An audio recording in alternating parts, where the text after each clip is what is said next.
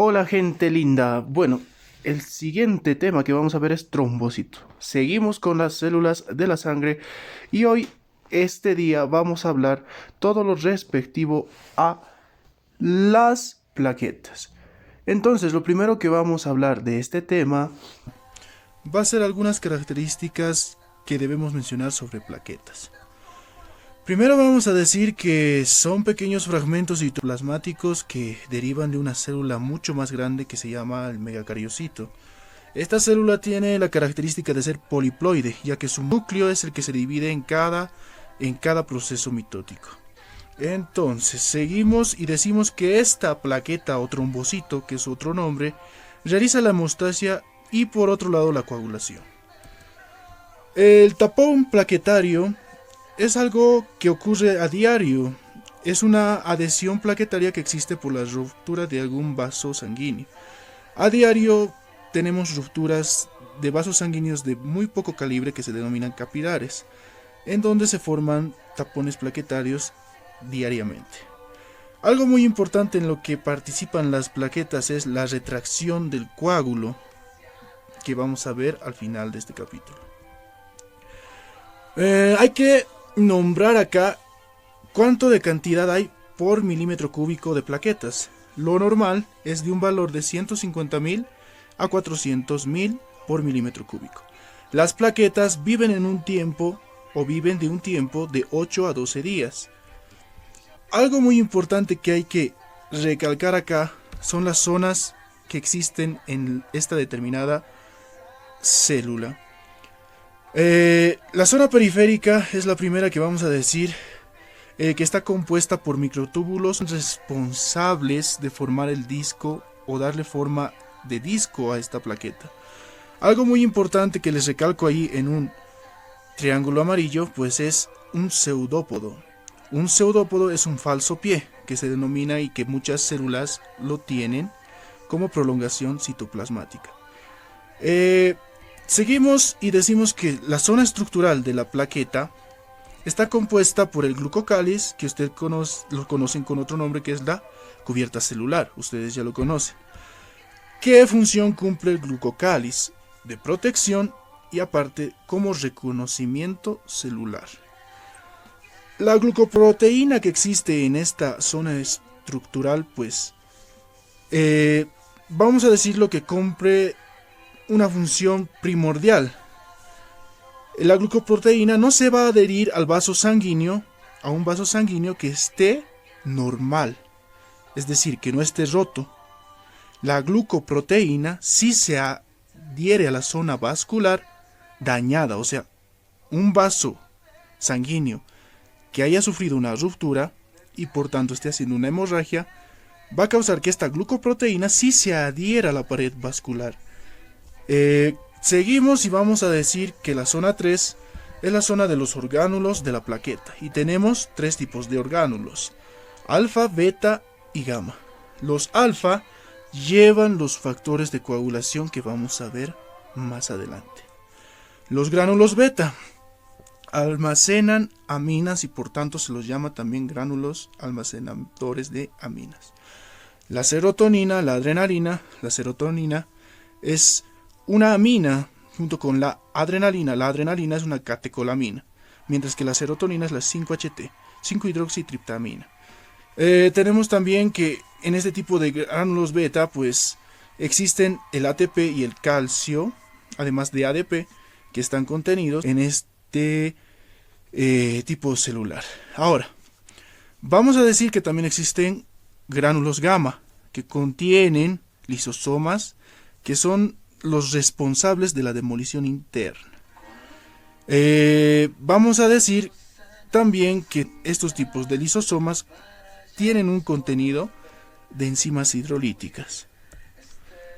El sistema canalicular existen en la parte superficial de esta plaqueta, que se manifiesta por invaginaciones que hay en la membrana, mientras que el sistema tubular denso es derivado de su célula precursora, que se llama el megacariocito, que le pasa a la plaqueta su retículo endoplasmático, tanto de los dos tipos. Entonces tenemos una esquematización donde vemos a la plaqueta, y vemos todos los componentes que hemos ido mencionando. Su cubierta celular, que sirve para el reconocimiento de la propia célula y que el sistema inmune no nos lo dañe o nos lo fagocite. Tenemos el sistema canalicular abierto, que no son más que invaginaciones en la membrana. Vamos a decir también que tenemos los gránulos densos, que son los gránulos beta en este caso, también se llaman así, gránulos alfa, y tenemos los lisosomas, que vendrían a ser los gránulos gamma. Entonces, tenemos también el sistema tubular denso, que habíamos mencionado, que corresponde a la parte del retículo endoplasmático, que es derivada del megacariocito, como les había dicho. Seguimos y vamos a ver a una toma en el microscopio varias estructuras. Entre ellas tenemos principalmente plaquetas y eritrocitos. Los eritrocitos se colorean de un color naranja a rosado, por lo tanto estamos hablando de una tinción de Wright. Lo que nos interesa en este tema es reconocer las estructuras plaquetarias. Vamos a reconocerlas porque las plaquetas no poseen núcleo. Se nota en cada una de estas estructuras que existen gránulos en su interior, que existe todo eso lo que habíamos denominado esas vesículas alfa, beta y gamma dentro de la plaqueta, entre otros componentes. Ahí les señalo algunas plaquetas, no todas, pero hay algunas que sí las logré tomar en recuadro, mientras que las otras también pueden ser observadas en este frotis. Vamos a observar en la siguiente placa que existe una acumulación plaquetaria, y cuando esto existe se forma lo que se denomina el trombo o émbolo. Esa adhesión, esa acumulación que existe entre plaquetas forma el trombo o émbolo.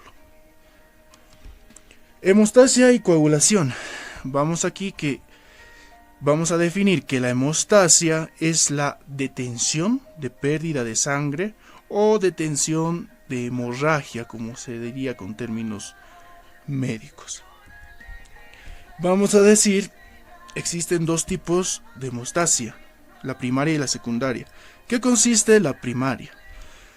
Consiste en la reclutación y la activación, o sea, la adhesión que existe, aparte de la acumulación de las plaquetas, con el fin de formar el tapón plaquetario. El tapón plaquetario, les había dicho, se forma a diario, ya que existen vasos capilares que se rompen a diario. Seguimos con la hemostasia secundaria, y ya aquí decimos que para que haya hemostasia secundaria, pues debe haber algo que se conoce como la cascada de la coagulación, que tiene como el objetivo o fin formar la fibrina, que es una proteína insoluble en el plasma, que vamos a hablarlo más adelante. Tras el rompimiento de un vaso sanguíneo, pues las plaquetas son activadas. Las plaquetas tienen dentro de sus vesículas citoplasmáticas distintos compuestos. En uno de ellos, que es fundamental, que se llama tromboxano A2, provoca la vasoconstricción del vaso sanguíneo. ¿Qué quiere decir? Que el vaso sanguíneo va a sufrir un espasmo muscular con el fin de reducir el sangrado. El tapón plaquetario, que lo vemos otra vez, se adhiere fuertemente al colágeno que existe en el vaso sanguíneo, y posterior al vaso sanguíneo, en la parte periférica, se va a adherir todo este tapón plaquetario a dicho colágeno existente. Pero hay algo que hay que recalcar aquí: el colágeno en sí no mantiene una unión estable entre plaqueta y colágeno. No hay una unión estable entre estas dos estructuras. Por lo tanto, debe haber algo que se llama factor von Willebrand. El factor von Willebrand estabiliza la unión del colágeno y el tapón plaquetario. Eso es lo que nos hacía falta y lo que nos da resultado que esta unión se haga más estable. Seguimos con la coagulación. La coagulación sanguínea es simplemente definida como hacer sólido un líquido. Es ese cambio de estado de líquido a sólido. Mencionamos que existen dos vías para esta coagulación. Una vía extrínseca y otra vía intrínseca, que tienen como resultado formar una vía común. Tanto vía extrínseca como vía intrínseca, ambas terminan en la formación o activación del factor 10. La vía común es llevada a cabo gracias a la cascada de coagulación que vamos a mencionar en la siguiente diapositiva. Mencionamos que los factores de coagulación son enumerados en números romanos. Son 13. Cada factor de coagulación tiene un nombre. Vamos a decir algo muy fundamental acá, que es cuando el plasma pierde los factores de coagulación, se convierte en algo que se denomina suero. Repito, cuando el plasma pierde todos estos factores de coagulación que vemos en pantalla, enumerados en números romanos, que les había dicho, se convierte en suero. Vamos con la vía intrínseca y vamos a decir que esta vía es lenta y su duración es de 1 a 6 minutos. Primero vemos al factor 12 como iniciador de esta vía, que se activa, eso denota la A minúscula. El factor 12 se activa y el factor 12 activado tiene la propiedad de activar el factor 11. Gracias al factor 12 activado, el factor 11 se activa también.